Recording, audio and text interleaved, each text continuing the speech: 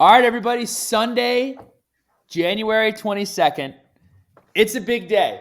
It's a big day. We've been talking for, I think, about a month ago or a month and a half ago. We announced that we were doing some sort of partnership, unionship, marriage of the Too Deep podcast. And we were kind of noodling around with what that was going to look like. And we have figured it out. So if you are on the Too Deep feed or the Sons of Saturday feed, it is on both. And we are introducing a new show called Memory Lane. Now, with Memory Lane, what we'll do is there have been some awesome moments in Virginia Tech history. You look back at basketball, you look back at wrestling, you look at football, you look at all of the amazing things that happened in Virginia Tech athletics, but nobody really talks about them. We don't go back and relive those moments. So this channel is going to be dedicated to that, going back, paying homage, all of the nostalgia, all the feelings, all the smiles, all the heartbreak. We're going to relive it on this. It's called Memory Lane. So again, if you're on Sons of Saturday, be sure to go ahead and subscribe to the Memory Lane podcast. If you are already subscribed to the Too Deep feed, this will now serve as the Memory Lane show. I'm Billy Ray Mitchell from Sons of Saturday. I am joined by Sam Jesse from Locks of Saturday and Sons of Saturday. How you doing, Sam?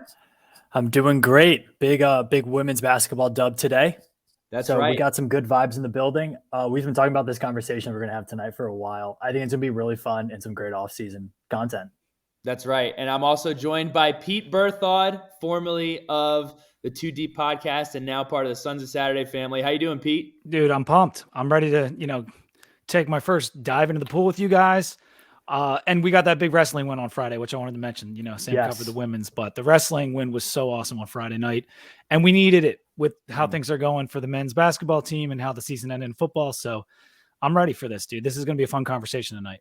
I have no idea how they do scoring for wrestling. It makes no sense to me, but our guys looked really good out there. So some of you might be wondering, what are we talking about today? I mean, we're already a minute and a half in the show. Nobody knows what we're talking about. What we're talking about is the college football playoff. We have closed the book on the 2022 season, and a big conversation point has been the college football playoff, which is expanding from 4 to 12 teams. And we're going to talk about what that looks like, what it means for college football as a whole, what it means for Virginia Tech moving forward, and yes, what it could have meant for Virginia Tech in years prior. So Sam, set the table. Tell us a little bit about what is getting started, what it is, how it works. Let's kick this thing off. All righty. Well, this is happening a lot quicker than what a lot of people thought. And I think that's the important thing to look at is the powers that be that run college football, mostly Greg Sankey and the SEC and ESPN, have decided that this is the way to go forward and that they need to do it as soon as possible. So I think that's just something to keep in mind as we talk about this, is that a lot of people had to sign off on this happening. And then even more people had to sign off on it happening very quickly, which, number one, they're going to make a whole lot of money off of it. But number two, I think a lot of people think this is going to be a really good thing for the sport. So what is it? Well, starting in the 2024-2025 season, so yes, one season after what we have coming up here, the college football playoff will be bracket pool, 12 teams, with 4 teams getting a bye. So the 5 highest ranked conference champions will be an automatic qualifier. Now, something to keep in mind, nowhere does it say Power 5 conference champions. It says 5 highest ranked conference champions. That could be, the SEC, ACC, Big 12, Big 10, and the MAC, the Mountain West, the Pac-12. You would love that. You'd be a fan. Would love that. The Sun Belt, which it very well could be the Sun Belt here as things are going. But the 5 highest ranked conference champions are automatic qualifiers. So the conference championship games do matter.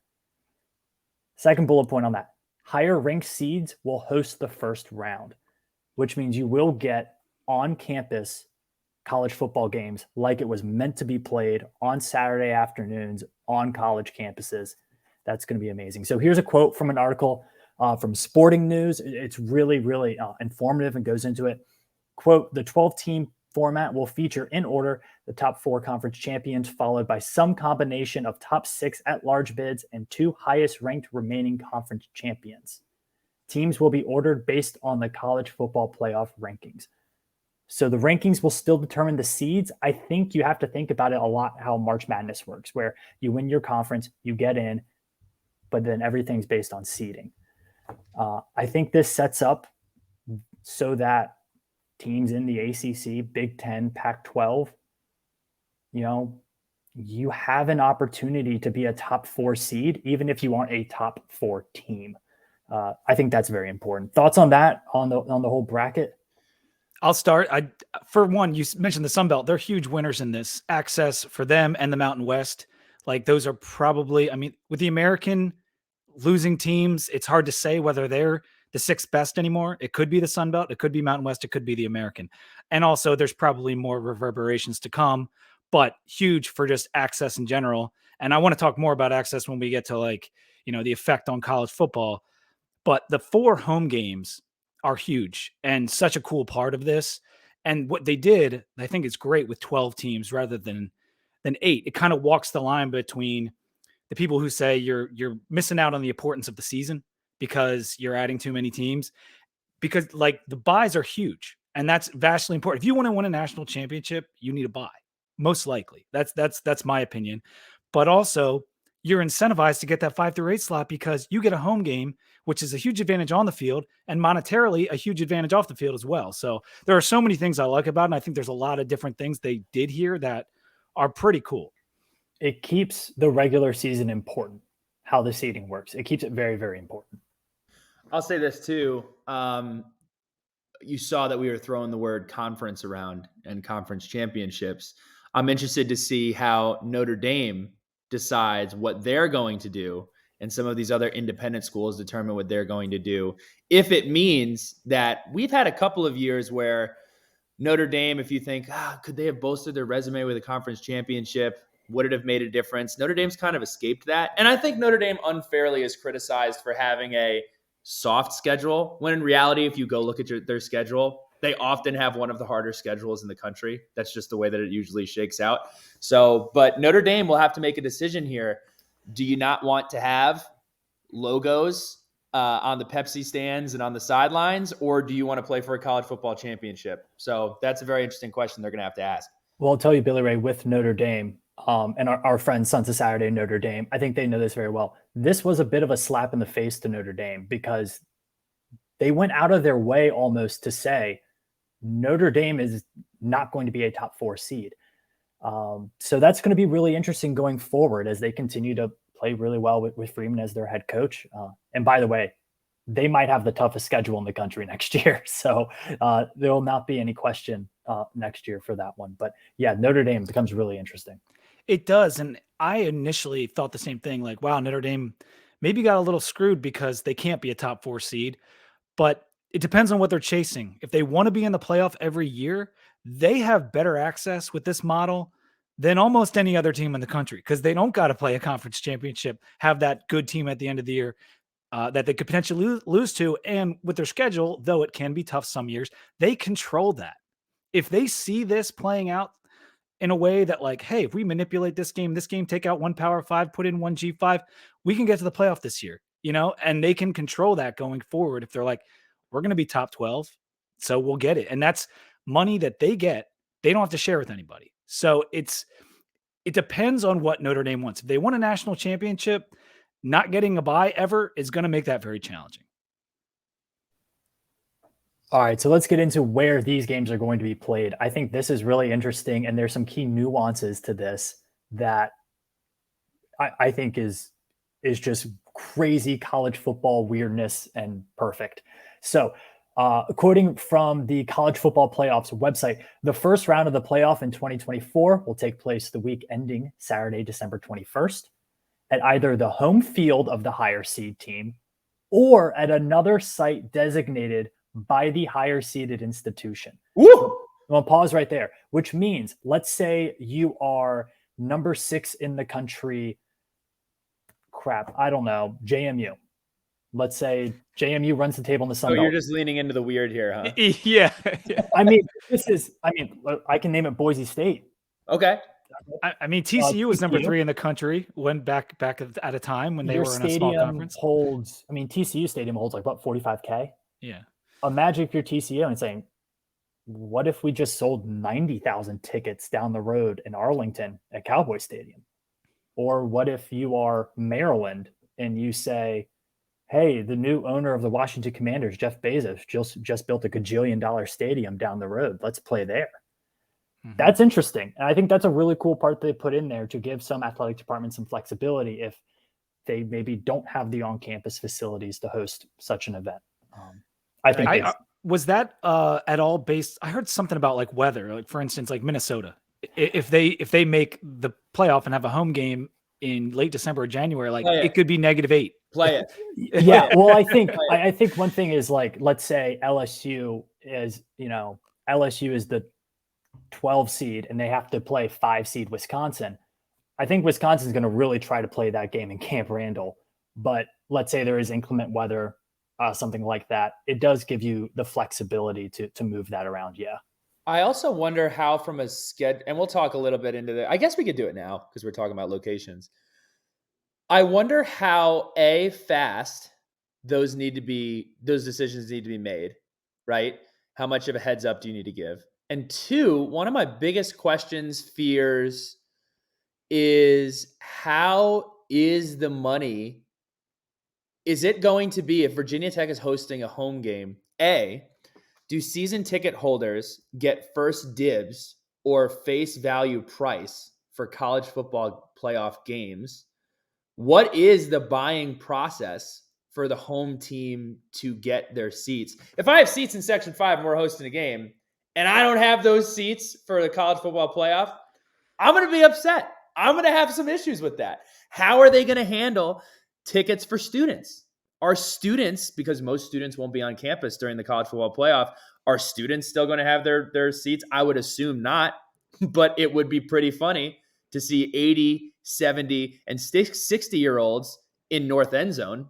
That would be pretty funny. So it's going to be interesting to see how they handle all of the logistics, where the money goes. Well, Billy, I mean, Virginia Tech's never had a problem getting their logistics right for football games, so I'm sure it'll be just fine.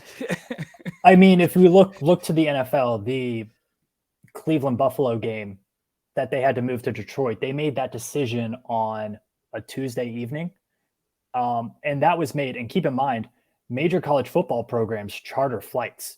NFL teams don't charter flights. They take commercial flights. So they were able to do it with 80, however many people they need to bring. They were able to do that on a Tuesday evening, inclement weather.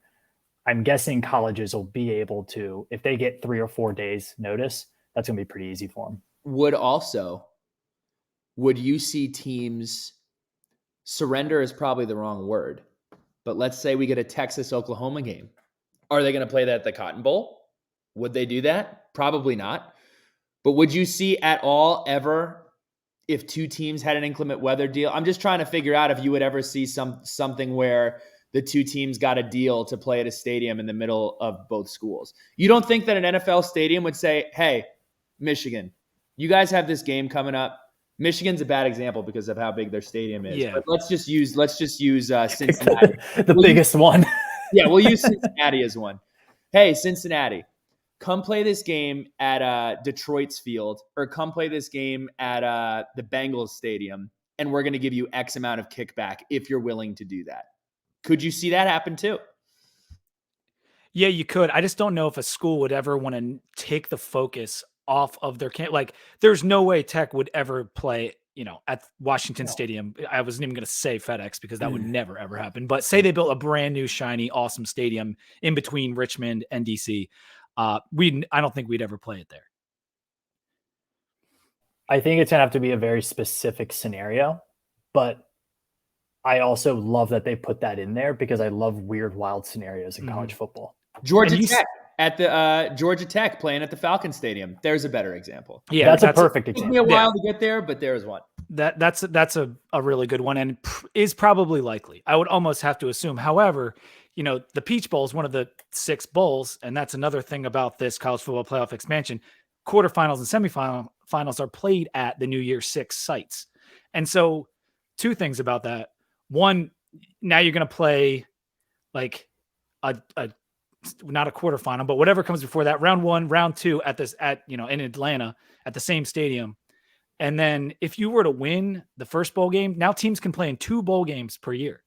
Like, if you ever think about that, like, because the semifinals are bowls. So you could play in the Sugar Bowl and you could play in the Orange Bowl in the same season. It's kind of nuts. Would who plays at the Rose Bowl? Cal or UCLA? UCLA. Could UCLA get a double home game? Could UCLA play at the Rose Bowl and then play at the Rose Bowl the next week? Yes, they Now, could. we're talking about some teams that I don't anticipate. Tell them, Sam. Well, that's the exact next point. So for let's call it the second round, right, where you have 8 teams left, when you have 8 teams left, the higher ranked team of said matchup gets to choose where they play. So let's say LSU wins it. They play the first game at Death Valley. All right, now there's the 4 bowls: Orange, Sugar, Cotton, Rose. They're going to play. All right, we're going to play in the Sugar Bowl, basically have another home game. I love that. So it, again, really, really incentivizes the regular season. Just getting in is not good enough because there are so many advantages to be had by being the higher seed. It's not just the matchup like we see in March Madness. Yeah, this plan for the playoff is so good in my opinion. The way it's set up, whether you like having a playoff or not, the actual setup of the playoff is so good. Like, I can't believe college administrators came up with it. Like, it is actually the best thing they've done in so long. And it's done by what fans would want, let's let Alabama choose where they want to play their semifinal game or quarterfinal game. It's really cool. So real quick, just because I'd like to do the exercise. If Virginia Tech had a choice of those 4 venues, for me, I don't care if we're playing USC. I want to go to the Rose Bowl. The Rose Bowl, I don't care what it is. Look, New Orleans is fine. Okay. Atlanta's fine. None of it's the Rose Bowl. I'll do anything to watch Virginia Tech play in the Rose Bowl. Yeah. I agree that is very cool. It's just, could you imagine Witt saying, oh no, we can play in Atlanta in between all of our fan base kind of ish. But no, we're going to make you all fly to LA. I think most people would be cool with it. We'll start a petition. I guarantee I'll go to the game if we play here. I think the Rose Bowl is it's the mecca of college football, honestly. I think that's the outlier. Personally, if it's not the Rose Bowl, I say the Sugar Bowl, because I just think growing up, the 95 team won the Sugar Bowl. The Natty was played in the Sugar Bowl. The 04 other times. The 04 team lost to a stacked Auburn team in the Sugar Bowl. It's New Orleans. It's in the South. It's funny it's a football town too. Yeah, the Rose Bowl is the mecca of college football in so many ways, and it's not in the area of college football, really. In the mecca of there are games on today. Yeah, exactly. So we have one more round, right? So the championship round? And then the championship is played at whatever site pays the most money. Just like the Super Bowl or it's going to be LA, Miami, New Orleans, Arizona, Dallas, and it's just going to rotate between those pretty much. Which I don't have a problem with. I think SoFi as a stadium has some issues apparently, but that's just how sports championships work across the world now. So I'm okay with that. I think the best thing to do here, and before we dive into the specifics and what this meant for Tech, Sam and Pete, I'm going to talk to you guys as the skeptic that I once was. I have come around to it, but here are some of the skeptic issues that I had. We're never going back to the BCS, ever. It's not going to happen. It's like toothpaste out of the tube. But I do want to say, before opt-outs, basically before 2016, I felt like the BCS was perfect. I loved that every game mattered. I loved that the regular season mattered. You had special moments like the Crabtree pulls free against Texas. They knocked them out of the national championship. You had the 2007 backyard brawl where, oh my gosh, Rich Rodriguez is who we think Nick Saban is now. This guy's amazing. West Virginia's going to the national championship, and Pitt stomps that out. I felt like the BCS usually got it right, and the BCS games were extremely competitive. You didn't see a lot of blowouts. Now, this changed. We moved to a playoff for 2 reasons. And the 2 reasons are stack ranked very drastically apart. Money, A1, top shelf, a million miles off of the ground. And then a little bit below that was the opt-outs. And the 2 that stand out really early were Christian McCaffrey and Leonard Fournette, who both sat out the same year of their bowl games, 2016. Sadly, and I hated this, they took a ton of crap for it. But it sparked the question in other athletes is, do I really want to play in the Gasparilla Bad Boy Mowers game if I'm a guaranteed top 10 pick? Do I want to do that? I'm not competing for a championship. Do I really want to play in the Meineke Car Bowl and risk my opportunity to make millions of dollars? And players started saying no. And regardless of how you feel about it as a viewer, as a competitor, or other college football players who had a problem with it, at the end of the day, it's completely understandable. So that's why we're here. My other problem with the college football playoff is I feel like you should need to earn the right to play for a championship. And to me, in football, the goal is finding the best team and identifying who the best team is. I look back at 2016. There were 5 teams with a 3-loss record that fell in the top 12. This year, a 10-4 Kansas State team who had a solid season and then gets crushed by Alabama, they would have been in the playoff this year. In 2012, Wisconsin won the Big Ten after going 8-6 and posting a 500 record in conference. Another team that likely would have made the playoff under this umbrella. Well, maybe not.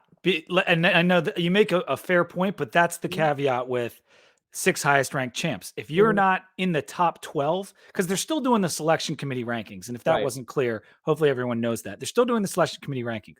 So if you go 8-5 and you win your conference, and even if it's the Big Ten, most likely you're not going to be in the final top 12. Right. And so you're out. And I would almost guarantee that Wisconsin team wouldn't be in, but it's hard to say. Right. And you make a solid point, but they did try to protect against things like that. So that was kind of my issue, is an Ohio State team that goes out. And look, this is going to be different now because Ohio State's probably not going to have to win all 12 games to get in the playoff. They're almost certainly not going to have to win all 12 games. But if there is that team that won 12 games and then they're looking at having to play a 4-loss, 3-loss, 2-loss team who has one top 25 win, or a conference champion who sneaks in there and you're risking injury to your best running back. We saw what happened to Michigan this year when Blake Corum got hurt and they had issues. So that's my thing. It's not really comparable to March. A lot of people like to make that comparison that more is better. It's football. It's more physically demanding and you have a higher chance of getting injured, in my opinion. However, I came to this conclusion. There is never going to be a world where players are not opting out anymore if they're not competing for a national championship. This is going to get us more football games. It is going to get us more fun cross-conference football games. It is going to get us more blue bloods playing blue bloods that typically don't play each other, or even smaller schools having the opportunity to play blue bloods that would never schedule them because they're afraid to schedule them. So I have arrived to the point where I say, you know what? The BCS was great while it lasted. College football had to evolve to meet the changing area and to make some more money. And they did both of those things with this new playoff. I want to make a point about the ruining the importance of the regular season, because it's a somewhat fair criticism depending on your view of importance. Because yes, Texas Tech and the Pitt example are great, but you also have like a 13-0 Auburn team that we played in the 2004 Sugar Bowl that didn't get a shot. And that was really unfortunate. So you fix that issue, but also that Pitt game West Virginia, the Texas Tech game and all that, like that still has a massive impact on where these teams will finish in the rankings, which we already talked about. By home game, like these are big incentives, picking where you play. So I still think there's going to be a lot of importance on these games. It's different. It's a different level of importance because back then you could lose those games. You could still end up in the Orange Bowl potentially. Like there were still rewards for those teams. And so, yeah, it's different, but the money aspect, the fun aspect of the matchups, and we'll go into more of the positives. One of my bigger concerns was just so much of the conversation with college football is around playoff teams already. That's if you watch ESPN at 3:30 and they're doing college football live, like they talk about Bama and Georgia and Michigan and Ohio State. And like, if you're a fan of Tech, you're probably not going to hear your name in that half hour. And that may get worse. However, you're still going to increase the number of playoff teams. It's just that for your teams that are just never going to make the playoff, realistically, on any given year, I don't know, UNLVs or whatever. If you love UNLV football, now you're even like, there's going to be even less talk about anything outside of playoffs. And so that's a concern, but I'm stretching because I still think the conversation is so much better with more teams involved later into the year. To the other side of that argument, before we look at what this means for Tech, under this format, I almost feel like Tulane didn't get enough love for beating USC because it just so happened to happen right before the national championship and during TCU and everything else. If Tulane, and I'm taking nothing away from what they did this year, they beat a USC team who played basically everybody, and it was an incredible win for college football and for that school. But if Tulane beats USC in a college football playoff bracket, that's going to be talked about not just for a week or a day or a couple of Bleacher Report things. That is going to be talked about forever, not just in the Tulane community, because Tulane will talk about their win over USC forever. USC fans will forget about it in 2 or 3 years. If that happens in a playoff setting, it's the story of the year. Well, Bill, you mentioned March Madness 5-12 matchup. We get that in this playoff. And like, there's going to be a year where the 12 upsets the 5, and it's going to be like that Tulane USC game. And it's going to be memorable and historic, and it's going to be awesome. I can't wait for stuff like that. I think one reservation a lot of people have is like the safety of players playing that much football, especially 18 to 22-year-olds. Now, keep in mind, we make the FCS do a bigger schedule anyways, and no one seems to care about that, but whatever. I never played D1 football. Billy Ray, is like one more game really that? I mean, obviously you can get injured in non-contact practice, but is it on your body? Is it that really much of a difference? Because it seems like this is just taking away from that month break in December where the big teams aren't doing anything. What I think of the most with a situation like this isn't necessarily just the one more game. It's exactly what you just said. It's no time going set. Like the reservations from expanding the schedule from the NCAA had been, well, they're student athletes first, and you can't have them on campus for months after. And then the money showed itself, and it was a no-brainer. It's what college football decided to do. So these student athletes are now going to be on campus from end of class till mid-January, mid to late January. And you're also adding in however many practices, because with the current bowl situation, you play your last game of the year, and then you have about 3 weeks off, and you play one more game.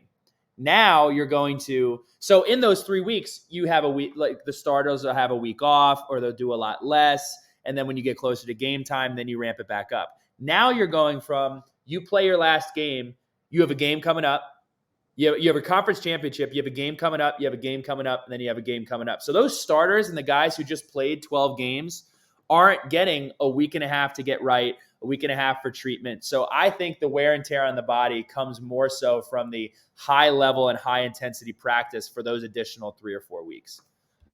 Should we talk about academics, or is that just a joke at this point? I mean, they didn't talk about that. They didn't talk about they're not in the layoffs. Yeah. They're not in classes anyways. No. I know winter session is a thing for some student athletes, but the prep though for the playoff game would be right during finals week. I mean, it's so I know, like, that is secondary to everything at this point. Like, it's not even secondary. It's like secondary. Yeah. Yeah, it's down the line. And we just saw the NFL add another game. You know, they talk about player safety all those years, concussion movie, whatever. They added a 17th game in the NFL. They're adding more games here. And Sam, you're exactly right. They added games years and years ago for FCS. Like, that's never been an issue.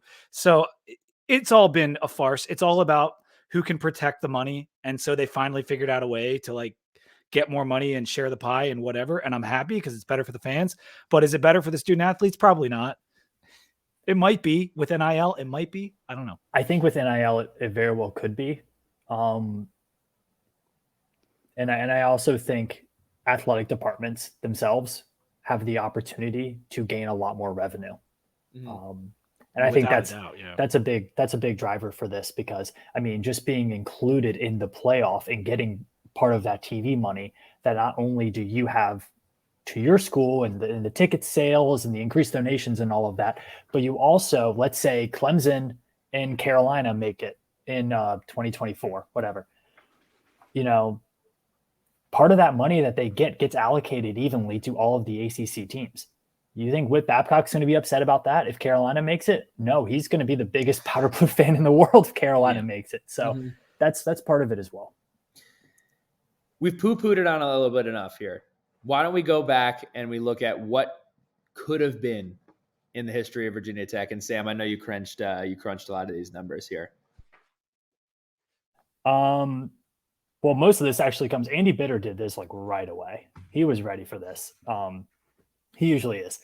So Andy Bitter did an article for The Athletic while this was kind of being discussed, and went back to what the modern era, quote unquote, of Virginia Tech football. So from the 95 team onwards, how they would have done in a 12-team playoff. Well, they would have made it 8 times since then.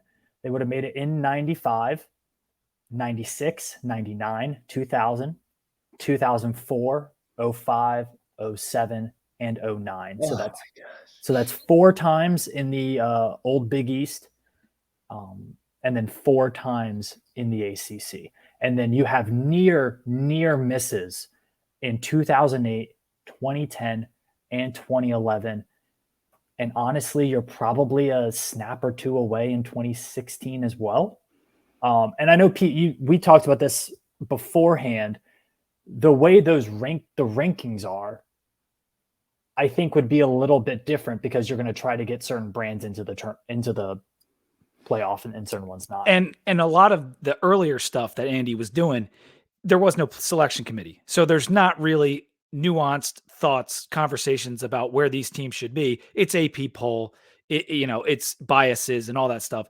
And I'm sure the committee still has biases, but I think with the selection committee, we're getting the best form of the rankings we've had in the history of college football, because there's always been issues with who's ranking who where, coaches poll, AP poll, that kind of thing. But and the conferences have changed drastically, and they're going to continue to change. So I had a question for you guys, just looking at our playoff berths. Which team other than 99 would have the best shot at a national championship of 95, 96, 2000, 05, 04, and then 2007 and 9? I think, you guys give me your choice of like which one of those years would be our best shot at a national. I have a really hard time not saying 2000. That's the answer. Yeah, I think it's got to be 2000. And the grace period is probably not the right answer, but you think back in history of times where really, really good teams didn't make a national championship because somebody nicked up their ankle and missed 2 weeks, or somebody had a back, somebody had a shoulder. To me, that has to be the answer. And I also think about how many other teams are shaking their heads saying, man, if this existed when such and such got hurt and he would have been back in a couple of weeks, where would we have been? I think, go ahead, Sam. No, I was just saying 2000 is the answer. That team is probably better than the 99 team, but injuries kind of hurt them there. The defense in 07 was legendary, and the offense was quite frankly horrific. But that was a really good defense in 07. 09 was a good team that could get hot, but In that era of Virginia Tech, I think the offense was just not good enough to play at a high level. I mean, the ACC was pretty down in those years, and Tech just dominated a bit. So I think the answer is 2000. But in that era of football, I mean, that was 07, 09. That was kind of pre-spread, wide open offense. I mean, teams were running in shotgun, obviously, and throwing the ball all around, but it was nothing like it was today. So if you had a dominant defense, you could hold a team to 10, 13, 14 points. How fun would that defense against back to West Virginia, how fun would it have been to watch that defense against that offense in West Virginia in 2007? Oh my God. For national title. I mean, could you imagine like Cam Chancellor filling the gap on a Pat White, Steve Slayton read option? Yeah, that Rich Rod team was gnarly, and I'm not sure I'd want to see that team against Bud's defense, but whatever. The 2007 team is a really good answer because they were a 3 seed, so they would have had a bye. And then you look at 2000 was a 5 seed, so you get a home game in Lane. You would have played TCU by the projection, and that's good. And you probably win that TCU game, but you're matched up against a team that was just off. The 09 team was such a good balance for us, and obviously a little bit more memorable because it is more recent, but Ryan Williams broke the school rushing record that year. Tyrod was nasty, and they won their bowl game. So if we want to look at bowl performances, like the 07 team, they won their bowl, playing good at the end of the year. And the 09 team, we beat Lane Kiffin in Tennessee in that I think it was New Year's Eve bowl game. And I feel like that 09 team had so much potential. The problem is they're an 11 seed. They're going to go on the road first weekend in someone else's house, and they're going to have a really hard time. That was also the year in 09 that Ryan Williams had the fumble. We're like one fumble away from having 2 losses instead of 3. And so that means we drop from a home game and maybe a chance to go to the ACC title game all the way to an 11 seed. Like the games do matter. Every game, every fumble will matter. Yeah, and I think another point of that too is like you're always going to have teams that are having the what if question, no matter how big you make this thing. I mean, the NCAA tournament has almost 70 teams. And you still have teams going, oh, what if we made that one shot? What if? You're always going to have that. But I mean, some of those Tech teams were so freaking good, and they were so talented, and they were so well coached, and they played so hard and so fast. And they didn't really get the national spotlight and maybe remembered as fondly as they probably deserve to be because they didn't really have a shot at the national title. I mean, some of those teams, like when Tech lost to Bama at the beginning of the year in what was virtually a home game for Alabama, right then, as an ACC team, national title hope's kind of over. Yeah. And is that really fair to say to a really talented team with Tyrod Taylor? Like, probably not. Can I give you the flip side of that? Sure. Yeah. The flip side of that is if you're 9-0 and you're ranked in the top, you're a top 3 team, you're a top 4 team. You win one more game. Do you really care if you win the last 2 games, or do you start resting some guys? Like I'm telling you, it may not be this specific game, but we might be in a position where the Iron Bowl, Auburn and Alabama are both like, we've punched our ticket. We're into the college football playoff. Do I care to start my guys? You're looking at the Michigan-Ohio State game. Yeah. And Ohio State has everything to play for. They're sitting at, 10-1. And they're like, you know what? We're going to rest our guys. And Michigan is a 4-win team, and they play everybody else. That's the other side of it that kind of bums me out, is when you get towards the end of the year and these teams start thinking, okay, like we're locked into this spot. We're just going to sit everybody. I don't want to see that, but I'm telling you, it's going to be, it will happen at some point. There could be a scenario where maybe there would be, you're not going to fall far enough to fall out or whatever, but I still think that's going to be so rare because of the 3 different tiers of this thing. Like that one loss is most likely going to drop you a tier or out. And so I don't think, and also if anyone has any goddamn pride, that won't happen. Yeah. You're not going to sit out the Iron Bowl. I mean, the Iron Bowl didn't matter this year, and Nick Saban put up 50 plus on them or something like so. I wanted to mention the 04 team too, because they won the ACC title and they won what was it? They almost beat USC. They almost beat is harsh, but like they were in that game against USC, and everyone One like of the best teams of all time. thought we had exactly. Yeah. I thought we had a chance against them in that game, if not for the famous PI call. But that team went on a run, went down to Miami, won the ACC in an inaugural season in the ACC, and they would have been an 8 seed. So they would have gotten Boise and Lane that year, and maybe could have made some noise in the playoff. Like that Brian Randall led team was good. We gave Auburn, an undefeated SEC team, all they could handle in the Sugar Bowl. So that was a top quality team, that 04 team. All right, so talked about kind of what it means for Virginia Tech in the past. Let's talk about what it means for Virginia Tech in the future or in the present. This is the offseason. It could happen in 2 years. It can happen. I think we're 3 relatively optimistic Hokie fans. I mean, we like to look on the bright side of things. We're going to show up to Lane thinking they're going to win every game, or at least hoping they will. With this home schedule, maybe. With this schedule, hey, look. We doing record predictions tonight? we can get to the schedule. They're whatever.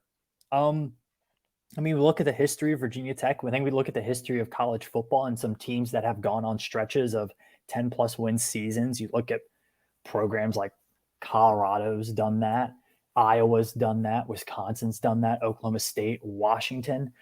10-2 is a really attainable record, especially for a team with Virginia Tech's schedule. We just did it. We did it we did it in 2016. You're a game away from doing it in 2017. Again, so much of this also hinges on, and this is a podcast of its own, what conference does Virginia Tech exist in 6 years from now, 10 years from now, 12 years from now? It's going to be so crucially important to make sure that you're aligned correctly. But no, I mean, it opens the door to basically everybody. You know, you look at a TCU and you're saying this team didn't make a bowl game and they made 4, and now we get 16 slots to have an opportunity to make it. So it does open the door for everybody else, and it makes it just, quite honestly, people are going to be more invested and more optimistic, more than likely. Yeah, it's better access for the G5, as we mentioned, but for everyone that's not top tier SEC, Ohio State or Michigan, it's better access. And you could make the argument with Oklahoma and Texas going to the SEC, USC, UCLA going to the Big Ten. Did they just actually screw up their chances of getting in the playoff? Yes. They 100% did. They worsened their access to the playoff, I think, because now if they don't win the conference, which is much more difficult because it's just one larger conferences and more difficult conferences, USC would have been projected under Lincoln Riley to win the Pac-12 almost every year in its current form. And now, where are they going to finish in the Big Ten? Probably pretty high up there, but at best, they're trading championships with Ohio State and Michigan. And so now, if you're not the conference champ, your likelihood of getting in is just significantly lower. So I think, the teams that are moving from the American to the Big 12, like, that's awesome because you increase your strength of schedule, but it's not so difficult like the ACC that you can't get into the playoff any given year. And like for teams like Mississippi State too, that are usually on the outside looking in, never play for the SEC title. Well, when they had Dak Prescott, maybe they would have been in, like it's for everyone that's not blue blood. This is much better access. You also look back at, I forget what year this was. There was a 10th ranked 12-1 Hawaii team that played Georgia in the All-State Sugar Bowl, which is also crazy to think. Billy Ray, it was 2007. 2007, the weirdest year. The quarterback was Colt Brennan. And Hawaii. Yes, RIP to Colt Brennan, one of the greatest. Redskin legend. Talk about regular season meaning something. Last week of the season, or second to last week of the season, actually. It was Hawaii's last game. They had a home game against Boise State, and winner went to the Sugar Bowl. Sold out Aloha Stadium. That's so cool. You're not gonna you don't get that in the 4-team format. Like that doesn't matter. Yeah. Imagine if Hawaii and Boise State played both undefeated for a chance to go to the playoff in the regular season. Imagine LSU having to get on a plane and play a football game in Hawaii. That Hawaii is probably one of the teams that they'd be like, yo, you're gonna have to like, I get the rule, but you're gonna have considering Hawaii doesn't have a football stadium right now. Yeah, I think so. Yeah. Play on the beach. Beach ball. Well, I got a question for you guys. So when all the realignment stuff is happening, the SEC's expanding, Big Ten's expanding, a lot of our fans, including myself, are like, this ACC, it's dead. Like we got to get out of this conference. It's going to go broke. The TV deal sucks. All this stuff. And if we were invited to join the SEC tomorrow, like it's a no brainer, right? Like we would say yes. Like in your head. I'm asking. I'm trying to direct you a certain way, but like what's I know the direction you're trying to direct me in, because Tech, in my opinion, as currently constructed, is not winning 10 games with an SEC schedule. It's not happening. Will we have more money? Yes. Will we have maybe a waterfall in our atrium? Maybe. But are we winning 10 games in the next decade? I don't think so. No, probably not. And that's the thing. It's like, if you give me the choice, it's hard to say no to 20 mil a year or whatever the heck it's going to be. But I just don't know. Like, do you want a chance to win your conference? Like, because unless Brent Pry is the next Dabo Swinney, like that ain't happening in the SEC. And so I don't know. We might be positioned well, especially with the fundraising we've been doing. Like, we might have a better leg up on most of our other conference constituents in a few years anyway. So it's a weird position and a unique question. I think a lot of people like you would be an idiot not to take that invitation, but I think I'd rather go to the Big Ten because I think there's just more winnable, but I don't know. It's a good question. I think. Did the playoffs save conferences? I think it did. I think it did. Prolong it? I think it did. And I think the way that they set this up, again, I don't know. I struggle to give them that much credit. I don't know if they thought that this way, but what it did is it saved conferences, because the way this was going, especially this last offseason, was you have Southern Conference, which is the SEC, and you have the Northern Conference, which is the Big Ten, plus USC and UCLA. And then you have every other college program. And there's really no difference now between, Colorado State and Texas Tech. Like, there was no difference between those teams anymore. And what this format does is now it's like, hey, maybe Boise and San Diego State should stay in the Mountain West instead of going to the Pac-12. There's no difference between Colorado State and Colorado at this point. Like, there's for real. I mean, essentially, if you handle your business, you will have an opportunity to compete for a title. And that's probably how it should, like, if you're trying to think of like what's the best way to construct a sports league, that's probably how it should be. Like, there's no reason, Ole Miss or Arkansas should be put on this pedestal above programs that have just as good of fans, care just as much about football, have better winning history. But just because Alabama and LSU and Georgia win a bunch of games, now they have a bunch of money. I think this kind of saves some of that little bit of integrity in competition that's left in college football. You get a little bit of that back. I'll say this. I think what this is also going to do, to that point, and Sam, I know I love the Mountain West. I love these other conferences just as much as you. This format is going to allow people been asking for that smoke. Okay, some of these schools have been asking for the opportunity to play Alabama, have been asking for the opportunity to play Oklahoma, have been asking for the opportunity to play Georgia. They're going to have that opportunity. I don't know if they're going to like the way that it looks, but I'm glad they have the chance. Exactly. Exactly. And that being said, 24, 25s, when we're looking at this, most likely 4 SEC teams are in that. I Could mean, be. Very could be. Yeah. More, I'd say you're going to get 3 SEC teams most years, right? That seems like a given. Mm-hmm. 4, very possible. And 5 is possible too, I suppose. Like, depending on how the numbers shake out, I think 5 is possible.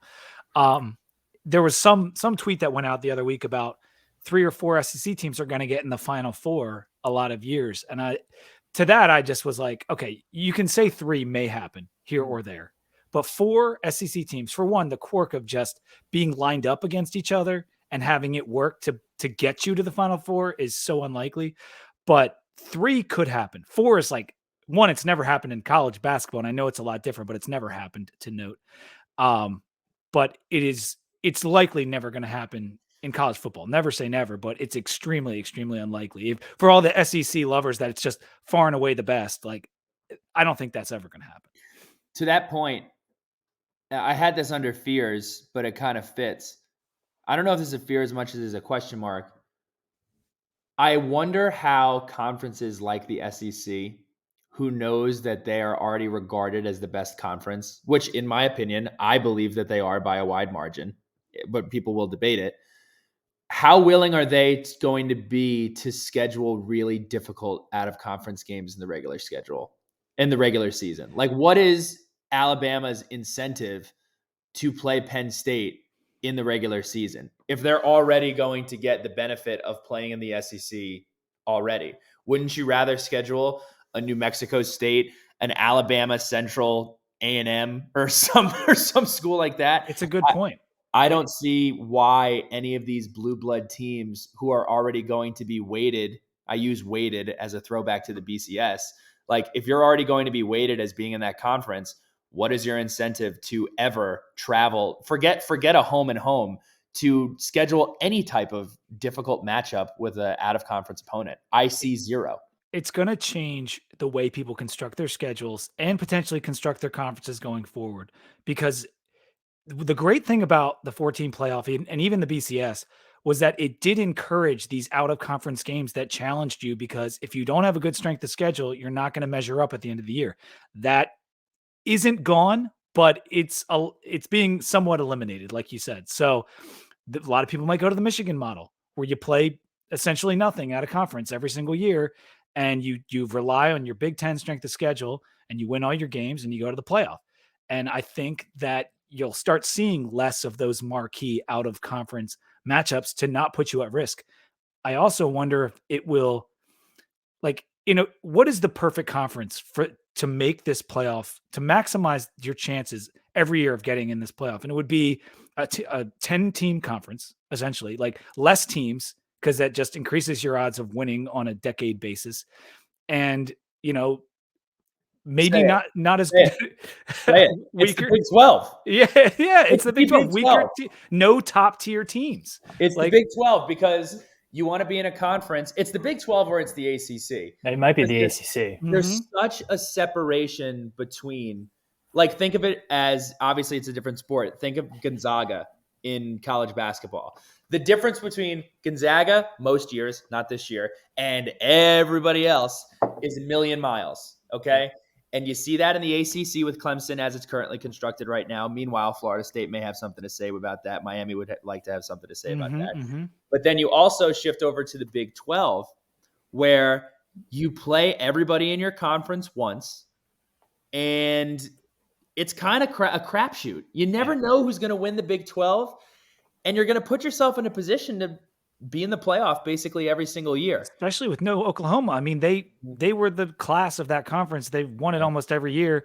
And like, they did themselves a huge disservice by leaving. Now they're going to get a boatload of money. Yeah. And Texas, but Texas wasn't winning it anyway.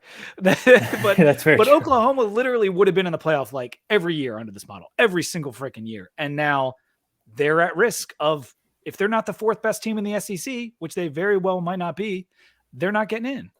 I have a couple points. One about Virginia, or one or two about Virginia Tech. But going back to what Billy Ray said, if you're interested, Locks of Saturday podcast, hit that up. Gonzaga is now plus 110 on DraftKings and FanDuel to win the regular season of the West Coast Conference. Ooh, plus odds to win their conference. Yeah, and they are only 1 game back, and they have 2 games left against St. Mary's. So that's a hot one. Hop on that. Anyways. Scheduling wise, I'm sorry. I wanted to just give 2 auxiliary benefits when you get a chance of this format. Yeah. That are just like not related to. I'm just saying scheduling. I think scheduling is a different thing. And I don't think athletic directors think about that. I think they think about money. Okay. That's what athletic directors think about. If Chick-fil-A says, hey, you want to play Bama in Atlanta to start the year? Here's your check. Sure, sign it. Let's go. Yeah. But Bama's the counter example, though, because Alabama has consistently chosen to play not as intriguing matchups for whatever reason. Well, they're not intriguing because they kill everyone. Because they kill everybody. I mean, look at Tech's schedule. Like, look at 2024. Vanderbilt, Marshall, Old Dominion, Rutgers. That's a playoff year, baby. That's a playoff year, baby. Yeah. I mean, that might be the strategy, guys. I know it sucks, but that might be the strategy. I mean, that's what Duke does. They don't play anybody out of conference. It boosts the win total. They get the bowls. And now I don't know how long Elko is going to be there, but Duke looks like they could be a little bit of a problem going forward. And for Virginia Tech, big things. Obviously, we talked about 10-2. That's an attainable number to get to for a mid to upper tier college football program, but also it increases the hope. And if anyone listens to anything Brandon Walker says, there's two currencies in college football. It's hope and hate. And hope can do a lot of things for a college football program. It can get donations, it gets fans and seats, it gets players excited, it can do a lot. There's a lot more hope in this model. And I also think it helps define what a successful season is. And I know growing up as a fan, it was always 10 wins. Like 10 wins, and that's a successful season. That's what you want. And under Frank Beamer, that was the standard. Now I think it's, you get in the playoff, that's a successful year. You get close to the playoff, you were close. If you're a team like Virginia Tech, you kind of take that in 3 to 4 year increments and say, hey, if we get the guys, if we get veteran leadership, if we get talent, we're well coached, every 3 to 4 years, maybe we end up as a top 12 team. Maybe that's the goal that you're trying to achieve. And I think that's a much more realistic goal for programs than, I hope we win the Belk Bowl this year. Like, that's kind of lame. It's so much more excitement, and it is worthy to note rebellions are built on hope. So let's go with that for all my Star Wars fans out there. But I wanted to ask you guys on that note, what's the earliest Tech can compete for a playoff spot? Get in the top 12, get in whatever it is, conference champ or at large bid. Is it 2024, 2 seasons from now? Is it 2026, 4 seasons from now? Like what is the timeline on when you, or maybe even when you think it's reasonable that we should have a shot at one? I think it's so hard, especially now with the portal, with how fast your roster can change. And you look at a team like Auburn who adds Cam Newton and makes it into the top 2. So you're literally, especially in college football, with how important a quarterback is to you, you're a move away from being an opportunity. You're a move away from being in the conversation. I think Sam's way of explaining it makes the most sense to me, where every 4 years, I mean, I would hope, I would like to think that Virginia Tech's expectation would be to try to win the conference, or at least compete for a conference championship I'd like to say 3 to 4, but it's probably closer to 5 to 6 years for an opportunity. With the devolving of the Atlantic and the Coastal, where you're no longer benefiting from not having to go against Florida State and not having to go against Clemson anymore. It's going to be the top 2 teams out of the entire conference. I think every 3 to 4 years, that's how you start to measure it. And that's maybe how coaches and how colleges evaluate their coaching staffs now. Instead of, okay, we went to a bowl this year, we didn't go to a bowl this year. No. For those mid-tier programs, it's you've had 4 years to be in the conversation for the playoff. You are or you are not. And that's really what it boils down to. A way of looking at it, Billy, with the getting rid of the divisions makes it so if you're playing for your conference title game, you're in the conversation for the playoff. Right. And so what's a reasonable amount of time for Tech to be like, to make a conference championship game, play for the ACC title? And in this age of college football, basically, if you're not moving up, you're moving out as a coach, right? So if we don't increase, 3 wins this year, but to 4, 5 to 8, to maybe, like, how many years You need 9 wins to compete for the ACC title playing the game. So probably at least. So how? I mean, you're bullying me into saying it, so I'll just say it. I mean, I feel like we want this soundbite. No, that's not what I'm trying to do. Bully was aggressive word, but I feel like 2 to 3 years, you should be like, okay, we're rebuilding this team. We should be put the freshmen and the sophomores that we have recruited into Virginia Tech should be getting into being older guys, and you'd want, hypothetically, to be in that conversation. And again, it's so hard to even predict when you go into a season with a roster of people, how's it going to shake out with injuries and everything else. But with this added wiggle room of, hey, if a guy misses a week or 2 weeks, it doesn't matter. If you have good, solid leadership, you have a good culture, and you have a talented football team, you should be in that conversation. And I feel like Virginia Tech, even though back in between 1995 to 2010 could have made it a ton in that time period, every third or every other year, I'd like to at least be in the conversation when you get to, November football. I think it really comes down to, are you playing meaningful football in November? Yep. And that's going to mean so much more now, because if you're playing meaningful football in November, it no longer means, hey, we might go to the Belk Bowl, like you said, Sam, or we might go to the Gator Bowl. If you're playing meaningful football before Thanksgiving, you're legitimately have a chance to compete for a title if you have 2 losses, which has never been the scenario in college football. But that's where we are. So to answer your question, I'm hoping in the next 3 or 4 years that we're in that conversation. Yeah, and that's the answer. Look, Virginia Tech plays South Carolina in Atlanta on, it's either going to be the 31st or September 1st of 2024. What is it, storyline game that is going to be? Actually, that might be 25. That's 25. Let me say that, 25. Well, that's the year walking into that game. I want to walk into that game and saying, this is the year Virginia Tech's back on a national scale. Maybe not natty. I mean, not natty, but I want to be talked in about. The conversation. In the conversation. I think that's all. And that's really year 4 for Pry. That's year 4. That's year 3 would be nice to be competitive, win 8 games, win 9 games. And this sucks because in the framework of Virginia Tech history from 95, 10 years ago, I would be appalled at the idea that we're not going to compete for 3-4 years, but things have changed. And unfortunately that's the case. Florida State is coming, and as bad as Miami was, and they always seem to mess it up. I think Cristobal is going to end up being a pretty solid hire for them. Time will tell, but it's not getting easier right now with the way Clemson is still going, and FSU is always going to be around, and Miami's eventually going to get it together. UNC played well this year. So yeah, year 4 for Brent Pry. If you're not competing for the conference title and you're not seeing the build happening, improvement, then it might be time to, move out, but move on or whatever. But that's the year I would say is reasonable for Tech fans to think we should be competing for a conference title. Yeah, in 2025, Tech plays that big South Carolina game, which is going to be big no matter how the programs are. Big in a more monumental, emotional way for fans. If Shane is there too, that's still, because he could. I mean, there's been talk of Shane getting a bigger job. Hopefully he's still there, because that would be awesome. You play South Carolina. The other 3 non-conference are Vanderbilt at home, Old Dominion at home, and JMU at home. Finally, we get 3 non-conference home games.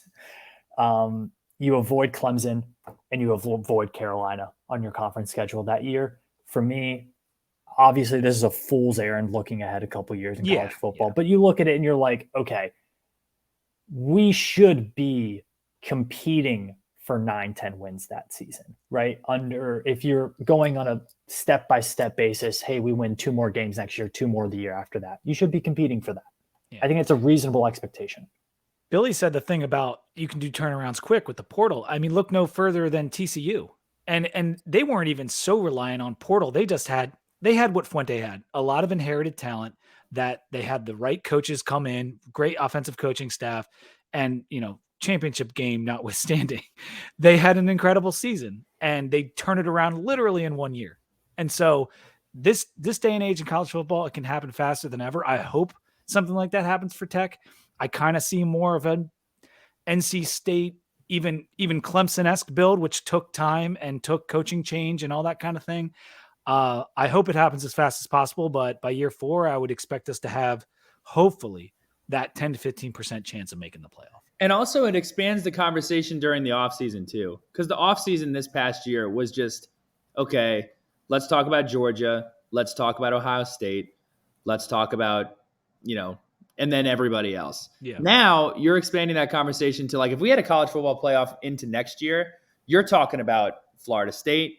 You're talking about Utah. You're talking about Oregon. You're talking about a ton of teams with the opportunity to get in. And I guess you have more of a responsibility to dive into other teams. And Tech's not just being talked about in November, but if Tech has a senior-laden team, you're getting some of that airtime and you're getting some of that conversation. You're thinking about it during the offseason, So that's another kind of component of it as well. Auxiliary benefits. Billy talked about opt-outs of regular season games. But for those 4 bowl quarterfinals, because keep in mind, the first round is not bowl games. They are home games. But those 4 bowl quarterfinals, which will involve 8 teams, that's less, in theory, less opt-outs for those 8 really good teams. Like your Kenny Pickett's and your Kenneth Walkers aren't opting out, probably, if they're in a quarterfinal bowl game. So that's an auxiliary benefit to me. But the other thing is the coaching carousel, which spins wildly from the end of November through December. That will slow if you've got more teams involved and coaches that can't commit to taking jobs because, hey, my team's in the playoff. I can't reasonably not coach this team. So I think that's actually going to be hugely beneficial for college football to slow a little bit of that stuff down. They're going to end up moving with all this, the portal, early signing date, that stuff's going to get moved because it's too crowded early December. So that could all change the calendar and make college football better to me. Yeah, I'm really excited to see how Virginia Tech kind of pounces at this opportunity. It is, if Virginia Tech goes wholeheartedly into football and with the investment and things like that, but also if you sell that to a recruit, hey, in a couple years, we think we can be competing for a playoff spot and a chance to win a national title. I don't think a Virginia Tech coach has sold that in 15 years. Like, that's an incredible sales pitch that you can bring to an athlete. So if for me as a Virginia Tech fan, really, really excited about the possibilities going forward with this model. Yeah. Do we want to talk about any other fears that we may have left out? I think I got mine off my chest. I know, Bill, you had a few more, but you talked about yours. Anything from you, Sam? I mean, the biggest fear is, again, we talked about setting that goal, that 3 to 4, maybe 4 to 5 is a better way. I was just thinking 3 to 4 is in a time a recruit is on campus. If you don't get that, are you going to end up just cycling through every 4 years a new coach? Or are you just going to start saying, why can't we, that's kind of my fear because, and I don't think that will be the case at Virginia Tech because I think Virginia Tech is much more patient with coaches than a lot of universities are. And that goes to, the athletic director, and for better or worse. I also think there is a potential early on for this to be the SEC show, but that's because they're the best football team. I got to be honest, Sam. I really don't see that. I think like 3 probably. I don't see 4. I mean, I can't think of a lot of years where the SEC would have had 4 teams represented. I mean, you do have Alabama, you do have Georgia, then you kind of really have everybody else. And then you have to factor in the really, really good teams out of the group of 5, the conference champions, the Pittsburghs and Clemsons from last year. I just think there's enough other good teams to cancel out bringing in 4 or 5 teams from one conference. No, and I think that's more likely. They may dominate the pool of teams that are in there. That's what I'm wondering. Quite how frankly, that's going to go. They're going to dominate. They're going to win the national titles. I mean, that's right. They're going to the same team. I mean, this has been the story in college football since the mid 1900s. Like, you've had the same 2 or 3 teams every 10 years win the national title. That's never been different. Right. Just because in the 90s it was Nebraska and Florida State.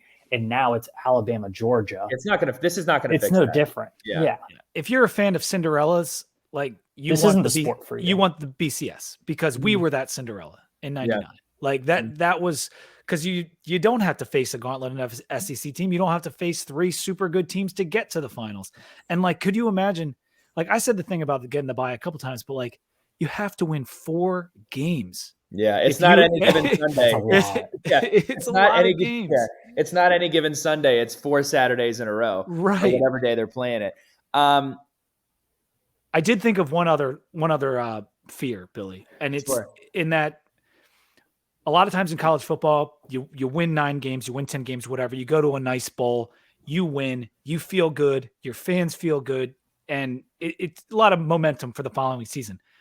In this model, more top end teams are going to end their season with a crushing loss. Yes. And now in the first round, you can lose, have your crushing loss, and then you'll still play in a bowl, most likely, right? Because the bowls will still happen after that. So you could still finish on a high note, but your season is still kind of ruined by losing that playoff game. So making the playoff, great achievement, and it will be celebrated in time.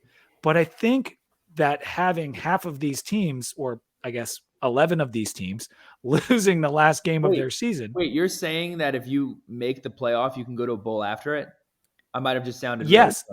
If you play a first round game and you lose, that's not a bowl game. That's a first round playoff game. The bowls are the following week for the quarterfinals. So you can lose a playoff game first round, and then in theory, I think that's how it will work. Whoa. I'm curious to see. I mean, let's be honest. No one, when we talk about the Belk Bowl doesn't exist. I just use that as an option. But Gasparilla Bowl, Mayo Bowl, whatever. No one cares about them anyways. All right, fans, you don't care about them. You don't show up to games. The coaches don't care. They're taking new jobs. The players don't want to play in them. I mean, Tech played 80 walk-ons in the game a couple of years ago. The only reason you care is for sports betting. TV, people watch. I am going to disagree with you on this note. I think to say that as a sweeping comment, I wouldn't necessarily agree with that. Not very many people really care enough for it to be important anymore. Well, I would say look back at Tennessee's game this year to end of this. Do you think that fan base cared about that bowl game? Well, that was a New Year's 6 game. The big ones game. They still care about. I'm with you. I mean, it's tragic. Kind of cares about, and it is sad. Yeah, but it's sad to see the stands empty and all that stuff. I hate it. But the other thing is, you lose you lose your first round playoff game. You play in the Gasparilla Bowl. It won't be that one. It'll be something a little bit better. Right. But it's not a New Year's 6 bowl. So now you're playing after you've lost a playoff game. How many players are opting out of that thing? Like I almost wish we would. This won't happen, but I almost wish we would do away with the other bowls. I really do.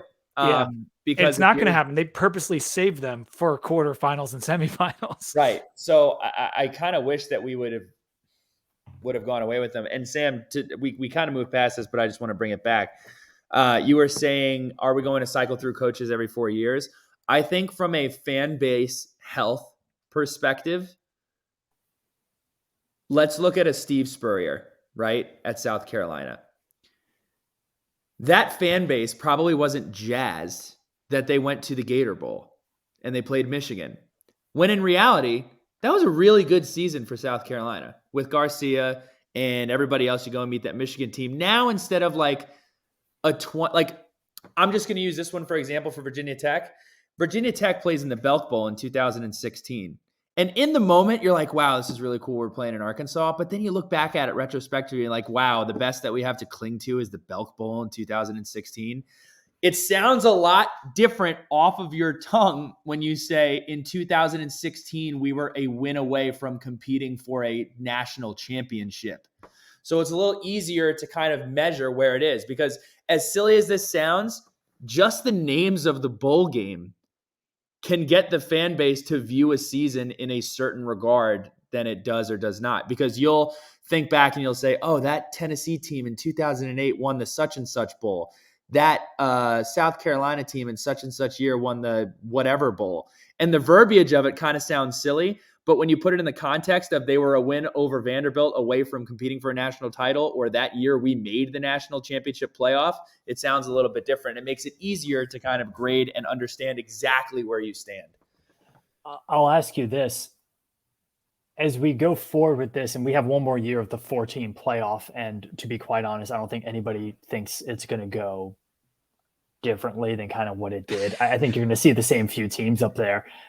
Yeah. And Hope Kim Rising has something to say about it. Yeah. Hope Kim Rising. Oh, we're all in on Utah? I'm ready. Let's go. Yeah, go Utes. No, and they're deserving teams. They're the best teams in the country. Going forward, I think if you're a Virginia Tech fan, do you now kind of look at this as in, I'm now more excited to support the program because I know that the goal that Virginia Tech has never hit in its athletics entirety is so much more attainable now than it's ever been. Even with 99, I mean, they had to be perfect. Are you a little more excited? Because my kind of fear, I'm not only because the Natty just seems so impossible. Yeah. I was literally about to say that, and I don't want to sound like a negative Nancy, and I'm not trying to sound like a negative Nancy specific to Virginia Tech. And maybe not. Let me rephrase that. Okay. Fan/alum of program that's not Georgia, Bama, Ohio State, Oklahoma. And I was going to say it for all of those. I think you have just changed the conversation from more teams have the opportunity to be in the conversation than more teams have the opportunity to win. Because I hate to break it to you, the same teams are going to win the national championship. Oh yeah, they just are. Yeah. Am I more excited? Yes. Do I think, wow, Virginia Tech now has a 15 times the chance to make the national championship than it did in 2016? No. But I guess it is conceivably closer, but that gap still exists. It went nowhere. Mm-hmm. Yeah. It's exactly, if I cut you off, am I more excited? Absolutely. Yes. I am more excited to make the playoff, because just making the playoff, playing in one of those games, especially if it's a home game, I mean, good Lord, that would just be so freaking cool. One of the coolest events. Like, think about the state of Virginia, right? And the big sporting events that have happened there, not having, like, what are the pro sports teams in Virginia historically? There haven't been many. So, like, if you play a home playoff game in Virginia, that's going to be one of the biggest sporting events in the state ever. Like, that is so thrilling. That prospect of being the 5 through 8 seed alone is enough for me to be jacked up about this. And so it's not about winning a title. And I never want to close the door on that, because if you can build up a Baylor and a TCU and a Utah and Clemson from being just a joke for 40 years and then winning multiple national titles, it can happen anywhere if you find the right coach and the right funding. And who knows, maybe it's already on campus, but I'm just excited for the format in general because it provides so many more opportunities to watch more Virginia Tech football on a big stage. There are parallels too that have existed in the near term for Virginia Tech. And this is just the honest answer. Did I ever anticipate Virginia Tech winning the national championship in baseball last year? No. I never for a second thought that was even conceivable.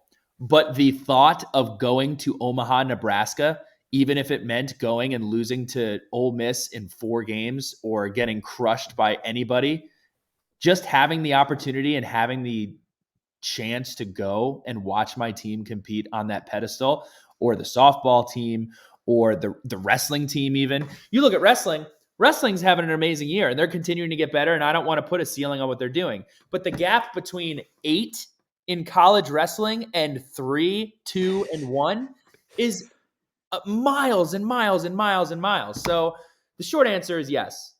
But that's kind of a good comparison there, is that being in the conversation is worth so much that I would care a lot if we won a national championship, but it's just cool to even be in the conversation. Yeah. Yeah. The point about Omaha is a good one. It's so true. And we were all rooting for that so hard. Right. And with the women this year in basketball, right? Like, that's our closest team sport to winning a national title right now. And even if they don't win, because South Carolina is just ridiculous, and there's other really good teams.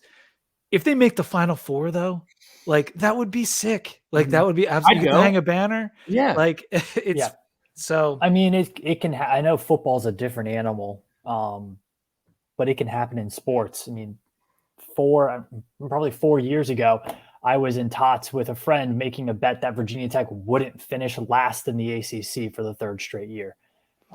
And last year they were hosting a super regional, and this year they're top 15 and the second highest ranked ACC team. This is Mr. Baseball we got on here. I forgot about that. Yeah, I mean, it's crazy. Things can happen. You get the right coach, you recruit good talent, you develop that talent. Anything can happen in sports. I mean, the freaking Cincinnati Bengals are in the AFC title game. Are you kidding me? Again. Anything can happen in sports. Yeah. I guess looks like we've hit just about everything here. I know we have a gambling line at the end, but I'll just say this. What can I not wait for? USC to play Michigan and Ann Arbor. I can't wait for Miami to play Iowa in 10 feet of snow. Yeah. I can't wait for a team like Oregon to come to Virginia Tech or the opportunity to go to Eugene. Like all of these things are so damn exciting, regardless of what the final score is or anything else. It is, I've come around on it, and I think it's going to be really cool, and it's going to create some awesome traveling. And I guess if you're willing to, I'll finish with this. If you're willing to jump into the planning nightmare that this is going to be, can we also stop scheduling games 10 years in advance? Yeah, we need to stop doing that. Like if we're able to do this, can we stop? Seriously, I mean, COVID proved you don't need to do that. No, it proved it. Like because all those games were thrown together in 6 months or less, and so. One quick question before we go: if you could host a playoff game at Virginia Tech, team coming to Lane, which team would you want to play in? Like of any team, which cool game? Like who do you want? Could we do going? Could we do going to? Going to? Sure. Either way. Oh, I'll do coming to first. I'm sorry, I didn't mean to. No, man, it's I'll give you 1 and 1. Give me a second to think about it. I mean, I would absolutely love to go to Oregon. I think going to Oregon would be cool. I think going to this is going to be out of left field. I know I'm an Ole Miss fan, but going to Mississippi State would be really cool. Going to Texas A&M, because Texas A&M and Mississippi State, in my opinion, are very similar schools. Well, we're similar to Texas A&M with the core cadets and all. Right. So something like that would be awesome.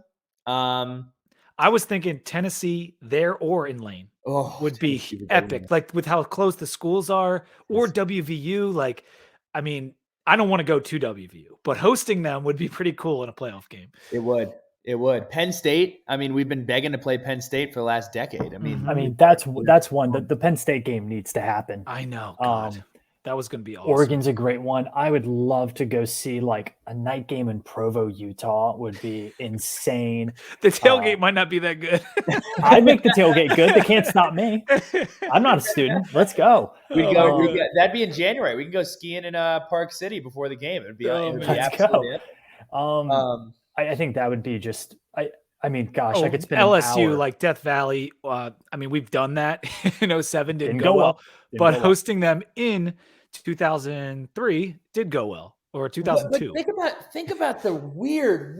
Dude, let's get weird. Like imagine a bad Alabama team, bad meaning not a top 5 seed, having to go play Syracuse in the Carrier Dome. Oh my God, yeah. Like, can you even fathom what that would be like? Alabama fans getting on a plane and getting off in Syracuse, New York, and wearing parkas and heading over to the Carrier Dome to watch. Didn't Syracuse win 10 games like 3 years ago? Like they might have made the playoff. That is such an insane. That's not weird enough. That's not weird enough. Okay, well, let's get weird. The lowest elevation school in the country, the Miami Hurricanes, traveling to the highest elevation school in the country, in the Wyoming Cowboys, to play in Laramie in 4 feet of snow in front of a crowd that's already raucous when they play. I don't know if a single Miami fan would go. Not a single one. They don't even go across town. Could you imagine? Yeah, that would be sick, dude. And I mean, there's so many schools that haven't even considered playing each other. You have a Miami going all the way to play Washington. Yeah, I mean, it's crazy. Be really cool. I have one more thing before we go, because I know we're getting long here. Sure, we are. Pete, I know this is your first Sons of Saturday-esque pod, right? It is. Cherry is popped. So we do want to bring over one tradition. What are you drinking tonight? Billy might like this one, actually. Like, I'm drinking the Ship Bottom Hoppin' Hazy IPA. Ship Bottom is a town right near LBI, Long Beach Island in Jersey. This is a great hazy IPA, 6% alcohol. If anyone that listens to the 2D podcast knows, that's right in my wheelhouse. I don't love the 9%ers, and the sessions just don't do it for me. So anything 6 to 7.5, that's what I love. So little shout out to Jersey and a little hazy IPA over here, because everyone loves how we always drink IPAs. Had to do it. You don't need to have a ponytail to drink an IPA, as opposed to public belief. This was a fun conversation. I think you can hang your hat on. Look, this is good for college football. It solves a lot of, while it's not the perfect solution, it solves a lot of the issues that we have seen. And hopefully over time, this mitigates or limits the vast gap that exists in college football. And I do honestly think that this has a chance to do so. Yeah. Without further ado, thank you, Sam. Thank you, Pete. Pete, we're excited to have you on the team. And again, for all of you listening on the Too Deep feed, make sure you keep it here. This will be the Memory Lane podcast feed. Have some awesome games we're going to preview here. Pete, do you actually want to announce which one we're doing next year? Yeah, so in 2017, there was an epic game between UVA and Virginia Tech basketball. And we know the basketball team's struggling a little bit right now, but because it's basketball season and because we got the UVA game coming up on 2-4, we're going to start with the 2017 double overtime game against UVA.